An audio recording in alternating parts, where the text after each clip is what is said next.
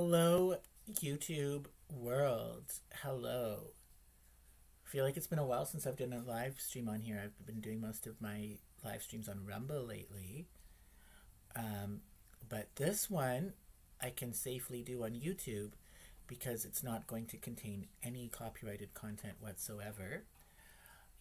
Today I want to look at a news article that I just saw talking about how the province of British Columbia, which is where I live in Canada, um, is the province in general. The finances of the province are strained, but it's because it's being blamed on one particular sector of the economy, which is post secondary institutions or universities, and how those institutions' finances are under crisis as a result of a sharp drop in enrollment from international students. And this drop has come about largely because Canada at the federal level has reduced the number of student visa permits for students entering the country. Like the Canada at the federal level is not granting as many visas to international students who want to come into Canada from abroad, from other countries, to come in to stay here for a while they go to university.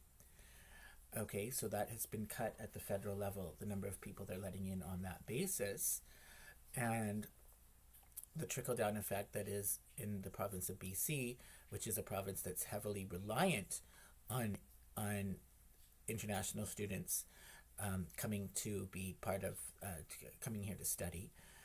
It's actually affecting the finances of the province overall in a very serious way. And so I don't want to say much more about it than that because this is going to be discussed in the article. So I'm going to read this article that we see on the screen here. And then there's also a short 5-minute long video clip that comes with this article. So we'll watch and listen to that. I have not watched that yet. I have read the article, but I have not watched the video yet. So we'll watch the video, and then I'm going to just give my comments, and then I'm going to replay a live stream that I did about this very topic just a few months ago, because it is something I'm very interested in. I mean, just as an aside here, I remember reading comments on the internet several years ago, probably a decade, more than a decade ago, talking about how the university system in general is in a bubble, a financial bubble, just like how there's a housing bubble or a real estate bubble. The universities are also in a financial bubble that would eventually burst and have serious consequences for universities and for economies in general. And it would appear that that's what's happening, because it's not, although, I mean, I'm getting ahead of myself here. I said we should read the article. But it's not something that's only happening in Canada. So Canada has reduced the number of student visas that it's issuing, allowing people to come into the country on that basis. But even if Canada had not done that, I believe that there still would be declining international student enrollment because other countries are facing the same thing. And that's why for the thumbnail for this live stream, I chose an image that talks about the UK, the United Kingdom, having a financial crisis as a result of international students, declining enrollment of international students in their universities. So it's not something that's only happening in Canada. It seems to be a worldwide phenomenon right now, and it would seem to be that the university bubble is collapsing, is bursting all around the Western world, because also in the United States. So here, let's get into this article. I'm going to move my image off to the side so it doesn't block the text.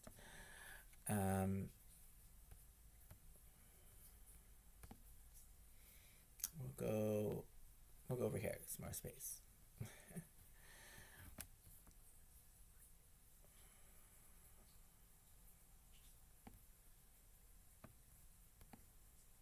Okay. So the headline is BC launching review of post-secondary education in wake of declining stability. Now, I was interested in this. What made me click on this was I was curious. Well, what are they talking about declining stability? Are they talking about declining stability of the institutions themselves, of the students? Like, what was that? It would seem to be a reference to the declining stability of the province's finances in general.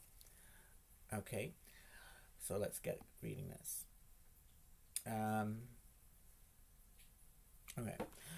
British Columbia's public post-secondary institutions have seen a 70% decline in international students, requiring the province to launch a review in a bid to stabilize the sector, the Minister of Post-Secondary Education said.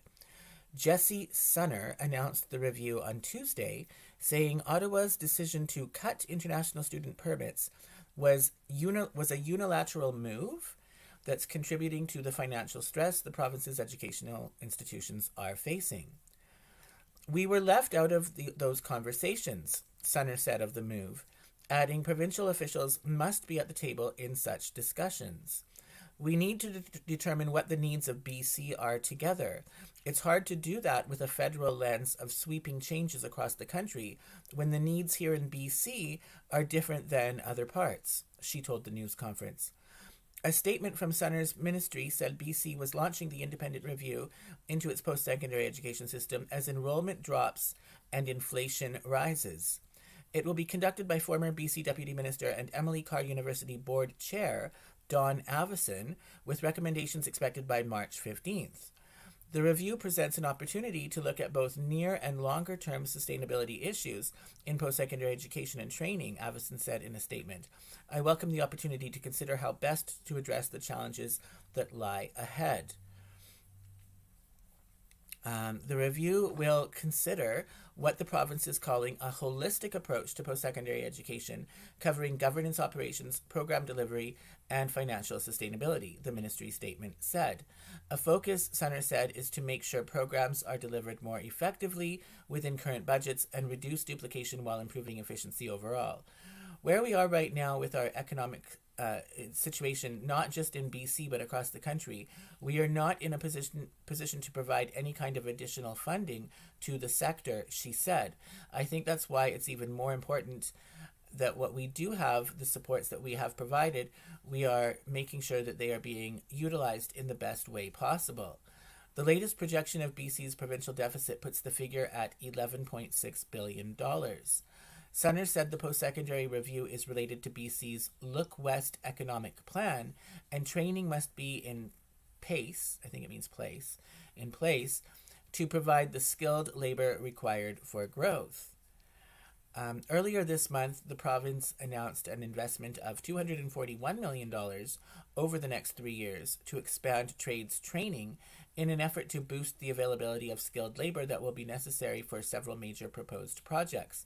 A strong and resilient public post-secondary system is fundamental to building the workforce and driving BC's economic growth, Sunner said in a statement. Public post-secondary educations must be prepared to respond to those evolving needs. Sunner pointed to the trades training investment as evidence of the new Democrat government's support for young people looking for well-paying jobs in BC. But she said the province needs to look at the post-secondary sector overall. There are schools that are doing a bit better than others, but aren't the entire but across the entire sector, there are projected deficits for at least 1 year within the next 5 years across almost all institutions, she said. So this just shows that this is not an issue with one institution or two. The statement from Sunner's ministry said schools have suffered from declining domestic enrollment, combining with inflation to land them in a critical position within widening gaps between revenues and expenses. The review aims to shore up short-term stability while building a foundation for long-term financial sustainability and operational resilience for BC's post-secondary sector, Sunner said. Okay. Interesting. So it's interesting. It's not just the troubles that these universities are facing is not just due to declining enrollment in international students. the article also said there was a decline in domestic students as well. So, you know, I think it's what struck me when I read this was it seems that she's this minister. I believe she's a female. I don't know that for sure, but that she's using. She's trying to deflect blame from the provincial government by pointing the finger at the federal government and saying, well, it's their fault that they cut the number of visas that they're issuing for international students without even consulting us. They should have talked to us. And, you know, presumably the provincial government would have said, don't cut it by as much because we need it for our balance our books. We need all these international students. Okay. So she's playing the BC nationalist card. Interesting. Like, I mean, it's a go-to play for provincial politicians in Canada, in all the provinces, that when they're in trouble, that they would try to rile up provincial nationalist sentiment. So rile up the people of BC, get them all thinking, oh, you know, thumping their chest, and it's BC, the West, and we're getting shafted by a federal government that doesn't consult us and take into consideration our unique needs. Every provincial government does this kind of play from time to time, and it can be very successful at helping them avoid a crisis in terms of just decline in public support. But I don't know if it's going to fly in this case, just that strategy, because you're on the one hand, you're trying to rile up a BC nationalist sentiment, but at the heart of your argument is that we need international students to balance our books. I don't think too many nationalists, people who are super nationalistic or super patriotic about BC, are going to be very receptive to an economic strategy that relies on international students, right? There's a bit of a contradiction there. So we're thumping our chest and saying BC is being hard done by the federal government, while ultimately selling out BC and Canada in general by transforming our education system into something that's geared towards international students as opposed to domestic students. What else do I want to say about that before we watch this video?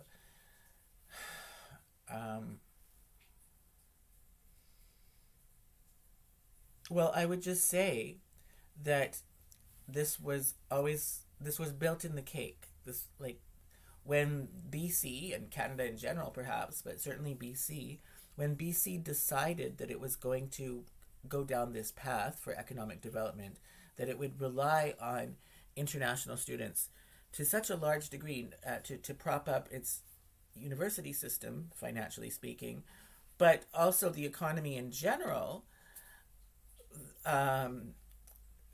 it should have been known when you made that decision to pursue that economic path that baked right in the cake, it was going to be an undoing when the international students eventually would decline. I mean, it's not going to stay high enrollment forever. Whether Ottawa federal government reduces the number of visas that they're granting for international students or not, we cannot assume that international students are always going to have a desire to come to BC for their educational experience and training, right? Like, I mean, a lot of these international students would be coming from China. Presumably, China is in a position to build up its own post-secondary education system, and presumably as China develops, there would be less motivation, less impetus, less of a cachet around a Western degree. So we can't think that Chinese university students are always going to find it automatically more desirable to have a degree from a Western university. That can and will change over time. You know, as universities in China and other countries build up their reputations, it may, at some point in the future, it may be that having a degree from a university in China or some other country is more desirable and more marketable in terms of job prospects than a degree from a Canadian university. So we couldn't assume that there would be this endless cash cow of international students. Eventually, that cash cow was going to dry up, whether the federal government cut the visas that it was issuing or not. So BC made a deliberate decision to go down this path, and they would have been choosing this outcome when they made that decision. Okay, and I mean, it sounds to me a little bit like what we call Dutch disease. Dutch disease refers to the economic crisis that hit the Netherlands in the 1970s after the oil crisis. But what it refers to is an economy that is overly reliant on natural resource exploitation and doesn't develop a broader economy, a diversified economy beyond just, resource extraction, really simple stuff. But then when there's a glut in supply and when prices go down for these natural resources, the nation's finances take a hit. And so that's why you don't want to put all your eggs in one basket. You want to have a diversified economy. So if, one area gets hurt, you can have all these other economic activities that you can fall back on. So, but when you're strictly speaking, Dutch disease refers to being overly reliant on natural resource extraction. So this is not natural resource extraction. Okay, this is part of what's called the quaternary sector. So as opposed to the primary sector, which is natural resource extraction. But universities, I guess you could say it's part of the service sector as well. So universities are part of the service sector, but still it's similar to Dutch disease, over-reliance on natural resource. Here we have an over-reliance on a service sector, specifically universities. And whatever you have an over-reliance on, whatever it is you're overly relying on, eventually that's going to come back to bite when that area suffers. Okay. So, I don't think that BC should really be pointing the finger at Ottawa here. I think that the BC government needs to take accountability for its decisions. And also, I would say, why do we have an over-reliance on international students? Why don't we have a robust economy with strong economic sectors in across the board, not just with universities, but that we would have other areas of the economy performing and being a large part of the economy, that that this university stuff wouldn't even hurt the overall finances of the province. Why don't we have that? Yeah, because our politicians have made a deliberate decision to pursue a path of economic development that is about, wooing money from abroad, wooing capital from abroad to come here, and it's via international students in this case, but to the neglect of developing up an economy that's relying on the people of the province itself, the people who live here, the people who work here. Those people have been ignored. There really hasn't been much emphasis put on developing the potential and the skills and the infrastructure necessary, for economic activity that would employ the local population. Okay, it's this focus on international people from abroad. That has been the focus, and the chickens are coming home to roost. So at the very moment when the international students are declining, our own domestic population base is also struggling, and partly because of those very decisions to focus so much effort on building up an international student sector and neglecting our own domestic people. I mean, it's tragedy. I mean, we used to have Green Party politicians, Adrian Carr, bragging about how there's a lack of industry in BC, in Vancouver. Bragging about that, because saying that that's a good reason and why people should buy real estate here. There's no ugly factories and things. But, that means that there's no working class jobs also. So BC politicians have decided to pursue this. I just have to emphasize that. And across the board, of all political stripes, they've all decided to do this. Um, okay? So it's nobody else's fault but their own. Let's hear the video.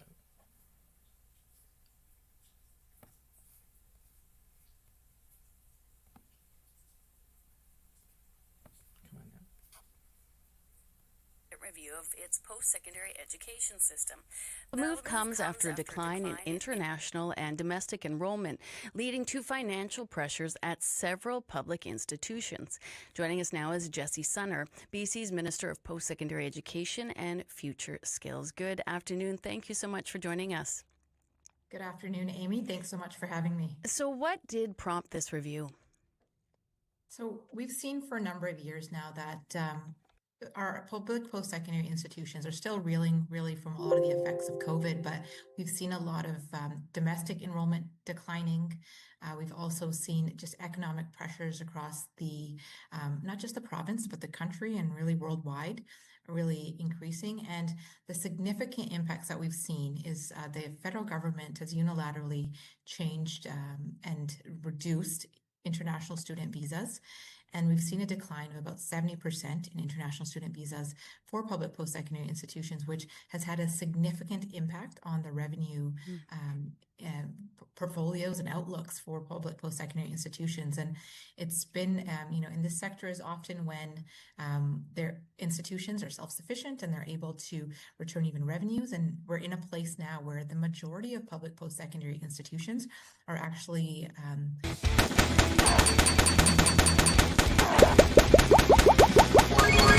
projecting deficits, whether it's 1 year or year over year. And it's just, it's unsustainable. And we needed to look at the whole sector to ensure that we're looking at the sector holistically and that we're looking at the ecosystem of the sector rather than institutions making decisions, one-off for their individual institutions about how to deal with these deficits. We need to look at the entire sector, and that's really what prompted this review. And what exactly will the review entail? Who will be involved with it and such? Yeah, so the review is being led by an independent individual named Don Avison.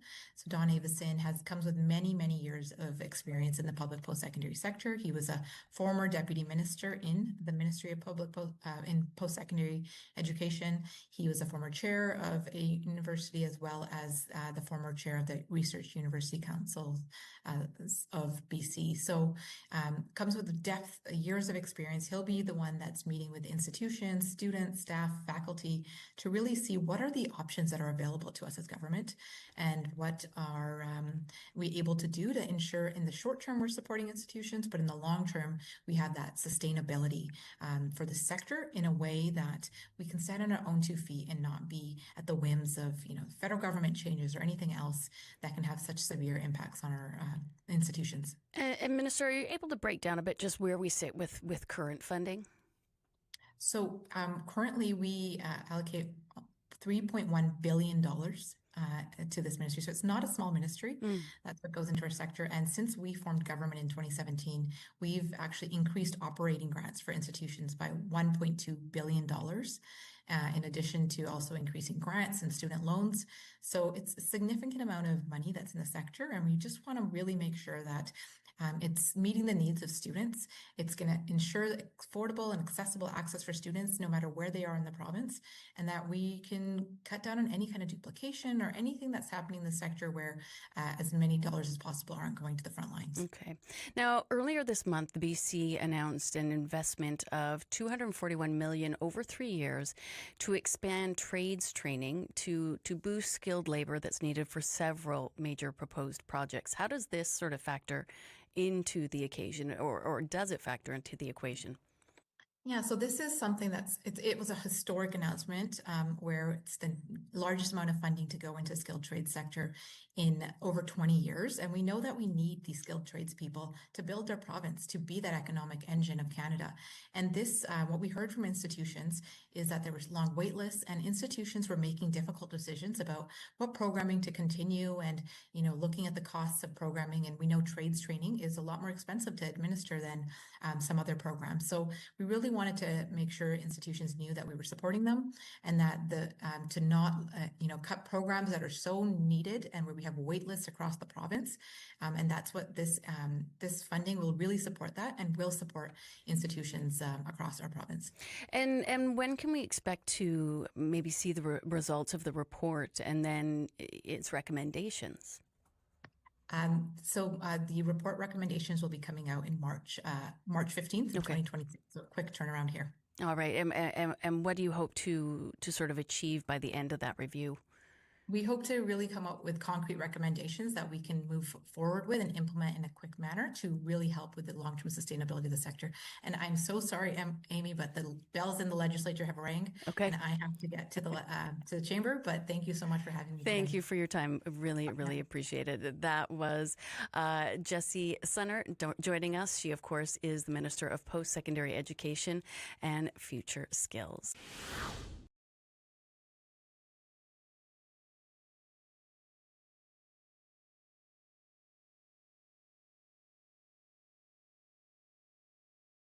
All right, well, I'm tempted to say saved by the bell. She seemed almost relieved to be away from that interview. It was a softball interview from CBC, of course. And why do you think, let's just touch on, why do you think domestic student enrollment has gone down? I mean, that would have nothing to do with it. The student visas.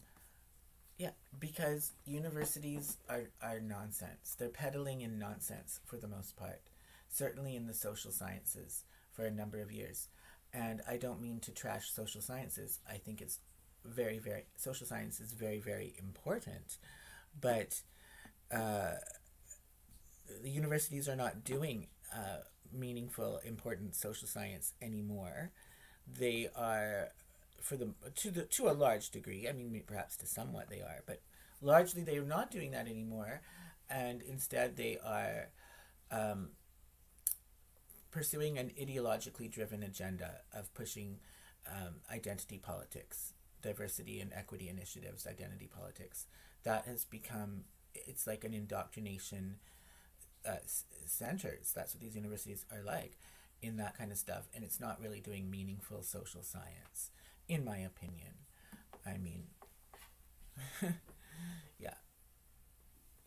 So I want to now play a video from a live stream I did a while back, not too long ago, really touching on these issues, and I just think I made a lot of really important points there. We have to keep in mind that, I mean, this was not discussed in the article or in the video, that when we're talking about international students, the economic impacts of international students go beyond the university sector itself.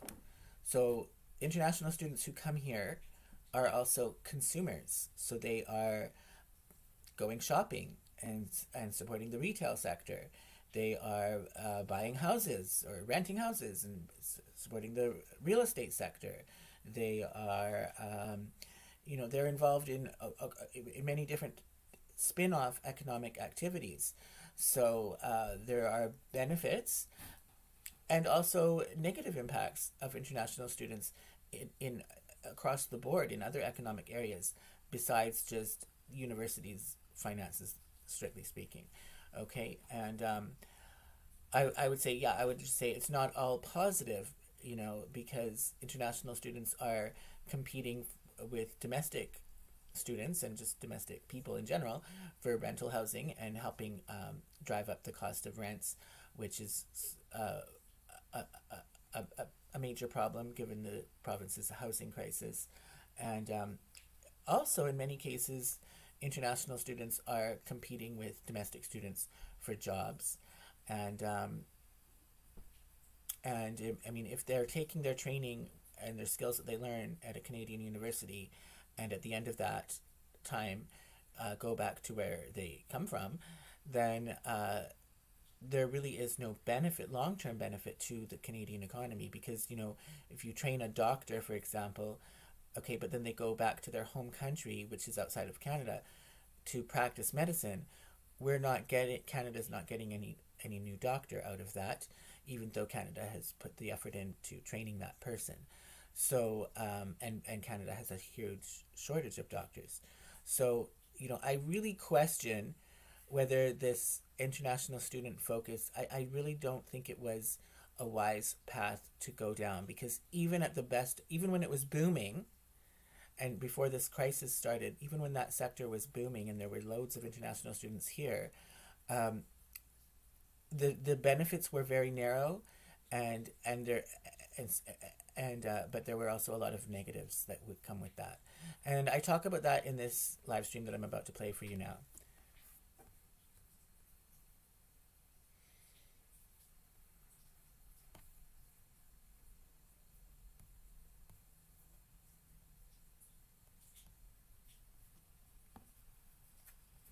That would be what is precipitating this crisis.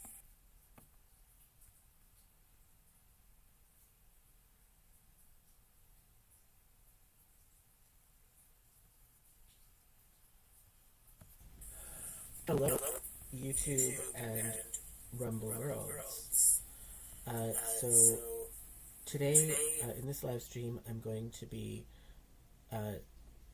looking at a news story from CBC about financial crisis that universities in Canada, across Canada, are facing. I haven't actually listened. I'm going to share a video clip from CBC, and then after that plays, I'm going to comment on it. I haven't actually seen this or heard this yet myself, but I have a good idea what it's going to say. All right, so go ahead with that.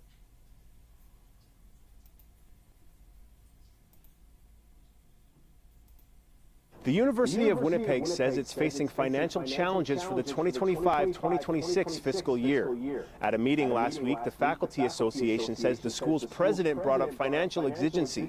That's a clause in the collective agreement that brings the faculty and the university to the table to look for ways to cut costs. Those cuts could include layoffs and changes to programming. Of course, the idea of faculty layoffs and the idea of having people lose their jobs or affecting the type of programming we can offer at the university is of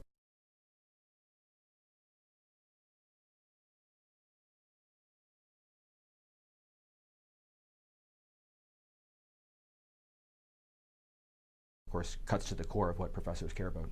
Peter Miller says the union agreement requires 2 years of a deficit before financial exigency can be enacted.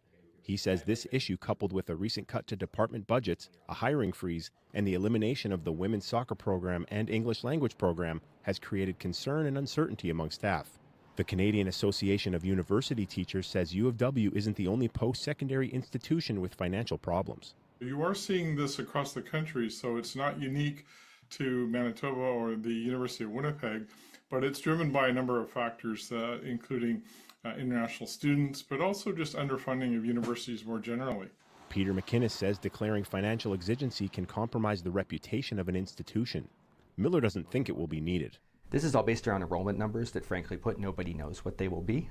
A spokesperson for the University of Winnipeg says it's not considering financial exigency. The school says it would only be a last resort under far more serious circumstances. Mike Arsenault, CBC News, Winnipeg.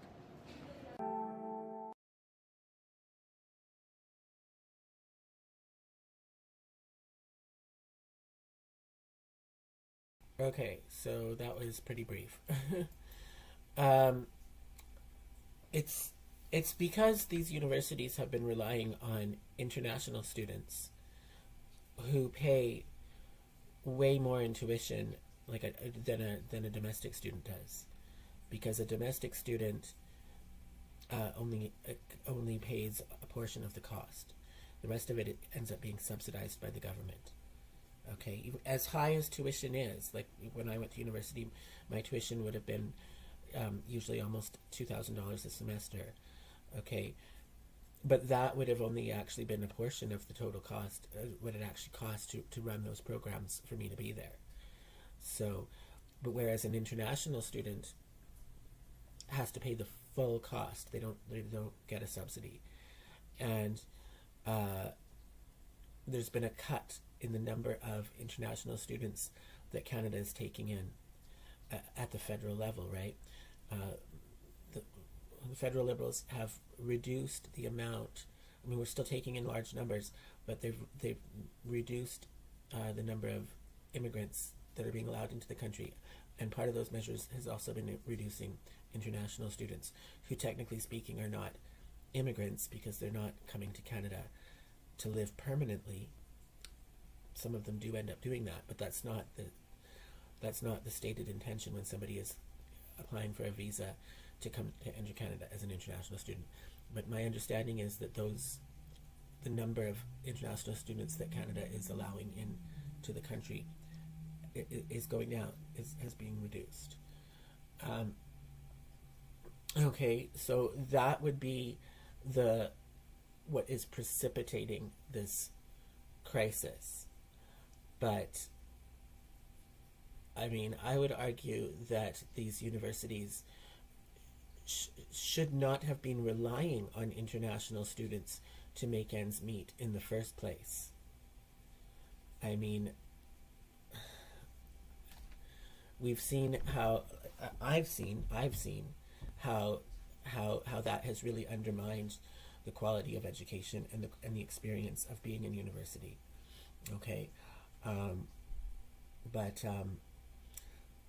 I believe that Canadian public universities, that's what we're talking about here, public universities, should primarily be oriented towards serving the Canadian public, okay, not international students. And so I'm happy that there's the number of international students is being reduced, and I think that the financial crisis that's exposing in these universities, it's been masked. These universities have been have not been financially well managed for a long time, but they've been able to paper over that with international student enrollment. And I believe it was the man speaking from the university was saying there's a problem with my internet. Where did my internet go? Hopefully we didn't lose the live stream. I don't know why there's such a horrible problem with my internet connection today. But what I was just saying is that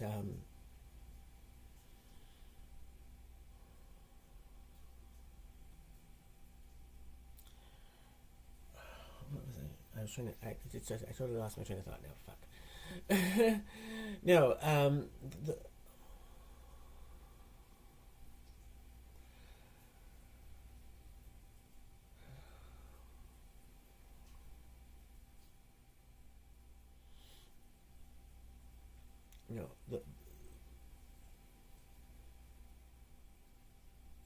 Right. The guy from the union was saying that there's a problem with underfunding of universities, and so I would say no, no. That sounds to me like positioning to get these universities to ask for cash, more money, more transfers, more subsidies coming from governments, and I really don't think that is appropriate. Now, these Canadian public universities really are not being run with the public interest of Canada in mind. So why should the Canadian public be spending money on these universities? It's giving subsidies to universities that are totally opposed to that very same Canadian public, that they're asking for money from. I mean, the reality is, when I got out of university, I mean, overall, I'm glad that I went, But I was brainwashed. I went to two public universities. I went to Simon Fraser University in Burnaby and the University of British Columbia. Before that I went to some community colleges. So I started in 2003 and I finished at the very end of 2010. And during those years, I was brainwashed. And it took several years after I got out of university to deprogram myself, and a concerted effort. I had to really, I give credit to the Zero Hedge website, but specifically the comments section back around 2011, 2012, 2013, 2014, say those years, before it was censored. Like now the comment section over there is heavily censored, but when it was truly a forum for free speech, like there were a lot of comments that helped me get past my brainwashing, because I also didn't want to, like, I learned a lot and I didn't want to dispense with the valuable stuff that I got from university, but I did need to shed myself of the brainwashing. Let's just not beat around the bush. The brainwashing was, I was indoctrinated with anti-white racism. I was made to believe that the most important category of social inequality in our society today, would revolve around identity politics, but specifically race, and that that white privilege is just so infused in our society that that our whole society is structured around that any kind of inequality, you have to look at it through that racial lens. That is how I was indoctrinated. And I knew all along that that wasn't true, because, you can only indoctrinate someone so much when, like, I am white and I come from a pretty difficult financial background. My parents have never had money. They've been struggling financially their whole lives. And but my dad's been working and breaking his back his whole life, so it's not because of lack of work. And I just knew, I did always know that it was BS, but when it's in your environment for 7 years, you do internalize a lot of it. You do. And and even if I knew that it was wrong, it was hard for me to articulate that and to really, like, conceptualize, like, what was wrong and what parts of it may have been right. Like, so I had to put a lot of effort into deprogramming myself from all that. And, like, that doesn't serve me, that doesn't serve the public, that doesn't serve the Canadian public, to be pumping out all these students, graduates, who have this worldview that is heavily racist. That's what it is. It's a racist worldview. It's racist against white people. It's also sexist against men. It's also biased against heterosexual people, or even people who are able-bodied would be looked down upon in a negative light, according to this identity politics that I was brainwashed with when I was in university.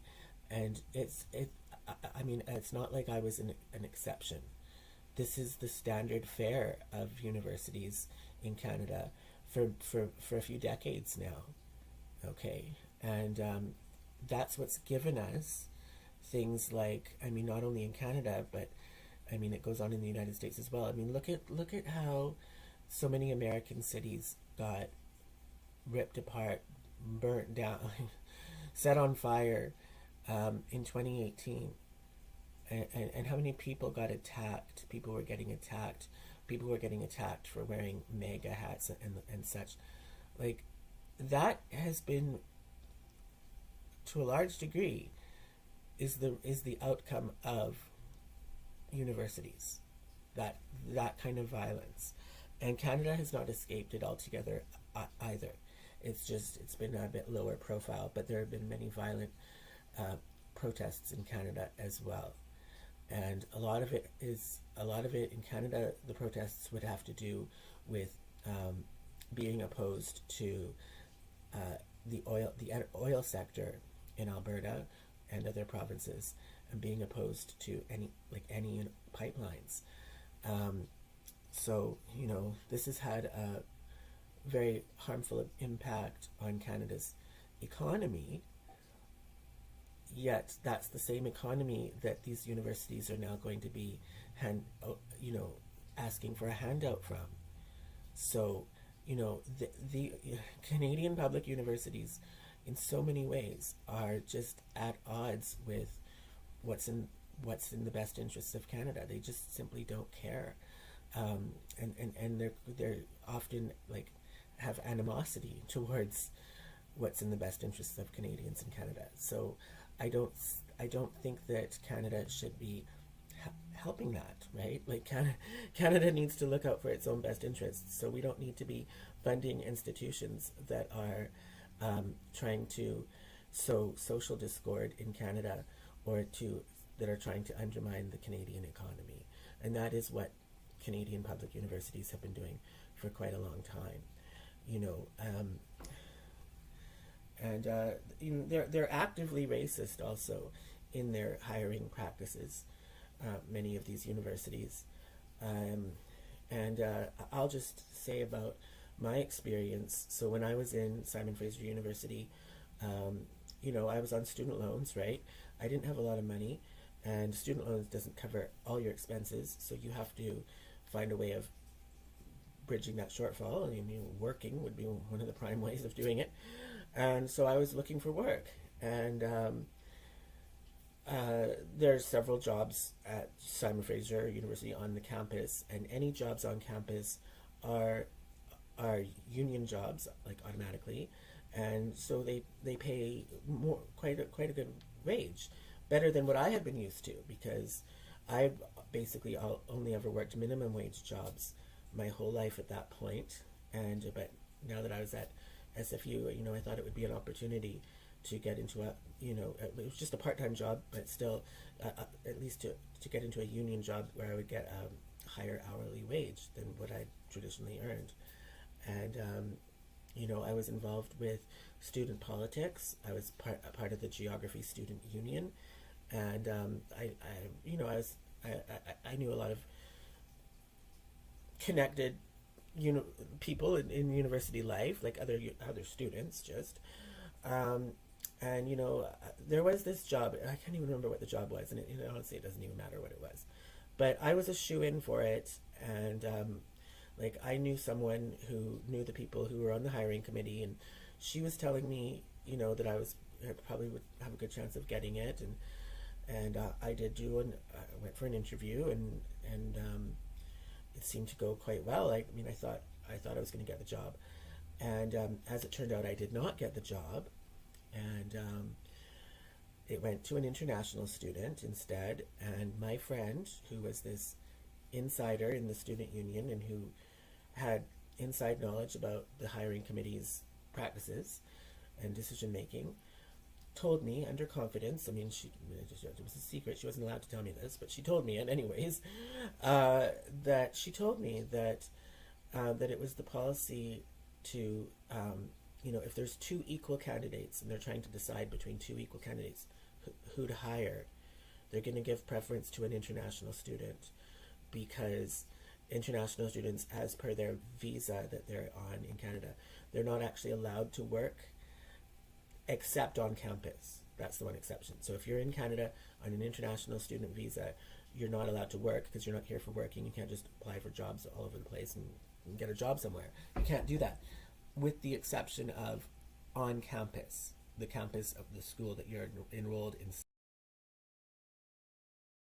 So I just want to interrupt here and point out that I was speaking about my time when I was in university in 2006, and that was the law at that time, that if you were in Canada on a student visa, you were not allowed to work anywhere except you could take a part-time job on campus.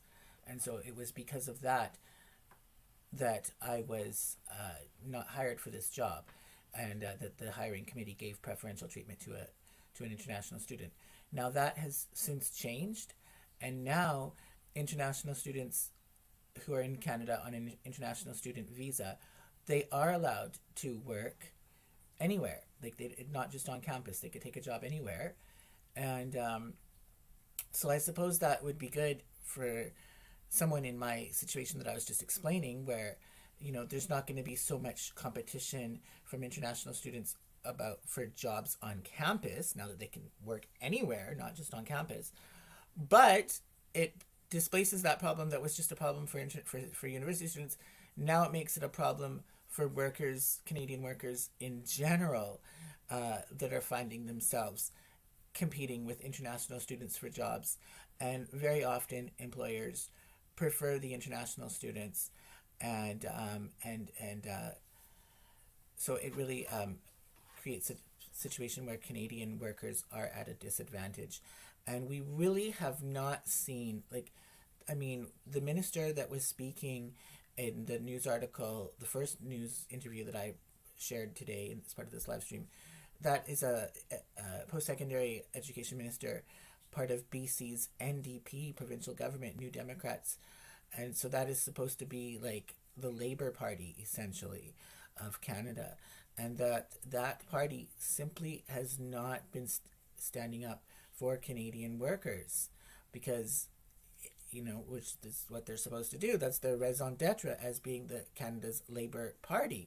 But instead of advocating for the best interests of Canadian workers and really being highly critical of international students, this policy of economic development, of pursuing it so aggressively via international students, that the NDP, Canada's Labour Party, has not spoken out about that, and just has not raised this as an issue, and often seems to be more concerned with the well-being and welfare of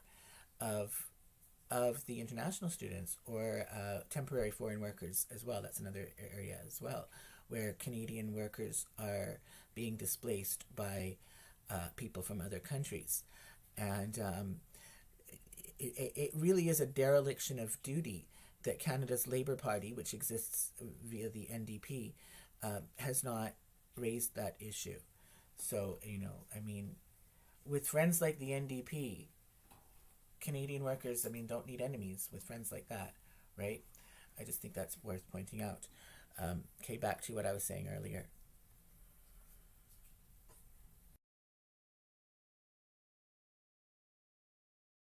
Study at, you can apply and take a job there.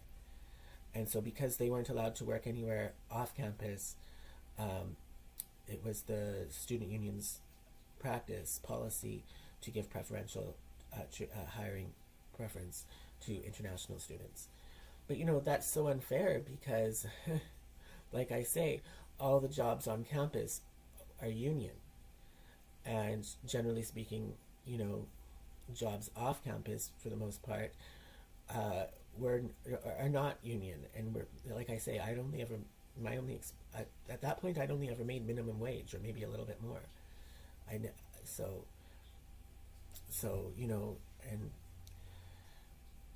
I think that's terrible, and that's kind of thing happens all the time. And I believe at UBC, the international students actually created their own separate building. I believe there was some politics around that, but there's a separate student union building, or student commons building, just for international students. So they've been they're quite active in terms of advocating for their best interests, these international students, and it just seems to be that the domestic students' needs just get pushed to the side.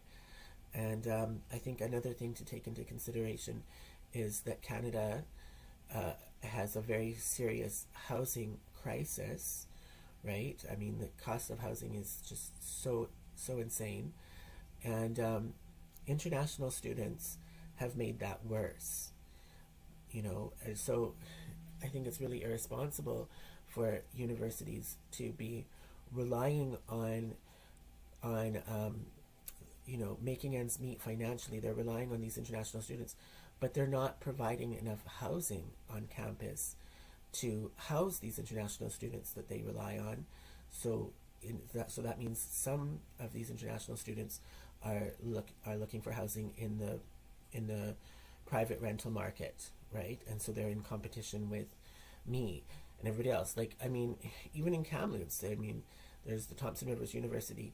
Yeah, like, if the international students take up a lot of the rental housing, they also take up a lot of hotel rooms, and many landlords give preferential treatment to international students. They'd rather rent to an international student than a Canadian. I've been told that outright by several hotels. Like, I've called around, because I mean, my hotel isn't the best conditions physically, but it's also very expensive, and so I've called around town to see if I could get into a cheaper hotel room, and I've been told at literally every hotel that I called told me that they do not rent to people who live in Kamloops permanently. The only, like, because I'm not on vacation, right? Like, if I'm looking for either a weekly or a monthly rate, not a daily rate, so a weekly or a monthly rate, and the hotels, all of them have told me that we only offer weekly or monthly rates to people who are here on a temporary basis, either for work or or students. So they're here in town temporarily as students. Yeah, that would be mainly international students. Okay, so, but if you just are somebody who just permanently lives in this town, you're out of luck. They're not going to rent to you. I don't know if it's legal or not, but that's what they do. And I've said this, by the way, to so many people. I've said this to even to housing agencies in town in Kamloops. Nobody really seems to bat an eye, but nobody seems shocked. Like, they don't seem upset about it, but they also don't. They're not shocked. They're not like thinking I'm lying. They know it's true, but it's just kind of an accepted thing. Like, it's kind of weird. So yeah, like, but I mean, how terrible that is. So international students are making the housing crisis that much worse for low-income renters in Canada. And why are they here, these international students? What good do they serve for Canada? Well, the only good that they serve is, I guess, making it so that these Canadian universities can make their budgets. So I guess they're helping to keep professors and university staff employed. So those are, generally speaking, more of a privileged, upper middle class group of people. So those people, they're getting their job stability based on international students, which are making it harder for the poor to find housing. That's how we're keeping these privileged professors in work. Like, I mean, doesn't that seem wrong? Doesn't that seem wrong? I mean, they're already privileged. They're not. The professors aren't struggling with rental housing for the most part. Okay, but so the way that they're keeping their jobs is by bringing in these people who are making it harder for the poor who are here. Like, that doesn't seem right to me. And speaking of professors as well, I also think there's a huge problem with tenure track positions. So when you are a tenured professor, you basically can't be fired, and you can basically do whatever you want for the, like, within reason. Like, they don't need to teach. They can focus on research, and they can take sabbaticals so they can take, which means basically taking time off and still get paid. Like they can do what they want for the most part if they have tenure. It takes a long time to get tenure. Most professors are not actually tenured. Most of them would be, maybe you would call tenure track, so they're on track to be tenured. But still, there's a lot of privileges with that too. And like they're so quick to call out the alleged social privilege of white people and men, these professors. But what about them? What about their privilege? Like, isn't tenure, like the fact that you're a tenured or even a tenure track, and that you can be beyond reproach, and you can just not even have to teach, you can take sabbaticals and make your 6-figure income? Like, how is that? Like, that's privileged. That's privileged. But they don't like to have the spotlight being shone on their privilege, even as they're calling out the privilege of people who actually have a lot less than they do. And so, but this is the only, I've thought for a long time that Canadian universities need to be defunded, along the lines like CBC, which is totally outrageous in terms of their hostility towards, I guess I would just have to say, Canadians, people born in Canada as opposed to immigrants. Like, I mean, look at the censorship that I've experienced. I mean, or maybe it's not even just that. Who knows what their bias is exactly? But they have a big... I don't think that they are serving the public interest, CBC. Like, what... because why would they censor my comments about the election in BC? Like, that would be the kind of thing that I would think that kind of lively discussion that would be right up their alley. That's what their raison d'etre is, but they censor that. So, a lot of people, I don't need to explain what's the problem with CBC. I mean, a lot of people understand that there is a problem with CBC, and it is a great deal of populist sentiment in Canada is to defund CBC, and that is a hashtag on Twitter because a lot of people believe that should be done. But the same line of thinking with defunding CBC should be applied to Canadian universities. That's something I've called for in the past. Defund academia. It's the only thing that they understand is money. Everything I'm saying, any kind of argumentation or criticism of their practices, they'll censor it. They won't even hear it because it'll be censored. But they would agree with that. See, that's another thing is these universities do agree with censorship, but a lot of these professors, like I'm thinking about my David Lay, my professor David Lay at UBC. I mean, he had free speech when he was building up his academic career, when he was writing about gentrification and housing issues in the 70s and the 80s. He had free speech at that time to say whatever he felt was necessary, that was important to be said based on what he was seeing. Okay, but he would deny that to upcoming generations. The very thing that his career is based on, free speech, he would deny that to the upcoming generations of students. So, I really think that they need a wake-up call, these universities, but the only way they're going to get it is through financial hardship. So, I'm actually happy to see them experience financial crisis, and I certainly think that it would be totally inappropriate to increase the subsidies that are going to them, and maybe it's about time that they cut the fat. There's a lot of fat at universities that can be cut out. There's a lot of staff positions that are unnecessary. I mean, the administration as well. I mean, I've been calling out professors, but administration is a big problem too. The administration of universities has grown tremendously, like multiples of times the number of administrative staff as a ratio to either students or professors. It's much higher now than it was ever in the past, and it's not necessary to have that much administration. But perhaps it is because of all of these politically correct policies and the policing of language that goes on in universities that in itself creates administrative work. But it's not work that is actually doing any good. In fact, it could be doing a lot of harm. So,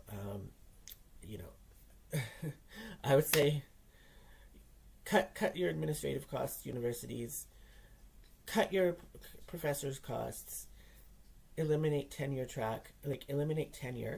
and tenure track positions entirely, and reorient yourselves to serving the public interest of Canada, which would mean domestic students first, not relying on international students to make ends meet, not taking in huge numbers of international students that are going to add to the housing crisis, and moving away from your really divisive rhetoric that is hostile towards white people, men, and heterosexual people. I think that would really help, because how many people are being turned off of even students or even not going to university because they find that it is so hostile to themselves, and that they have to self-censor what they say. They can't.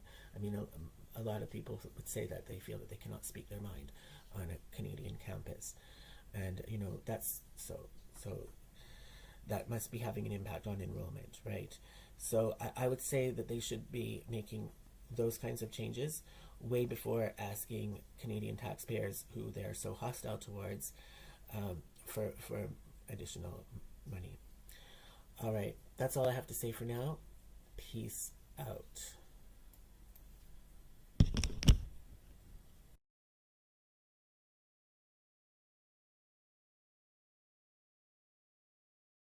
I just want to close by reiterating a point that I made in that earlier live stream, and I think it's a really important point. And it's the point that Canada has been bringing in large numbers of international students, largely in order to prop up this university sector, largely to keep professors and assistant professors and administrative staff of universities, to keep them employed, to keep them in work. We've been bringing in all these international students. Okay, so that's been to the benefit of those particular people who work at universities, but it's been to the detriment of Canadian renters in general, as it causes so much more competition for rental housing, and has been a contributing factor to the housing crisis in Canada. So, we're helping professors keep employed. We're helping them. They don't really need help, though. They're already rich. And we're doing it at the expense of people who actually are suffering financially, Canadian renters. And of course, those are not two mutually exclusive groups. Canadian professors can be renters as well. Okay, I'm simplifying things to a degree there. But the point stands. That is effectively what's been going on in Canada for a long time, and how inappropriate that is. I don't see how anybody could ever defend that, but it's very rarely, if ever, laid out in such stark terms. So I think that's why a voice like mine is really important to be heard, because who else is talking about this? I don't hear anybody talking about that. Okay, so that's all for now. Thanks for watching, anybody who did, and peace out.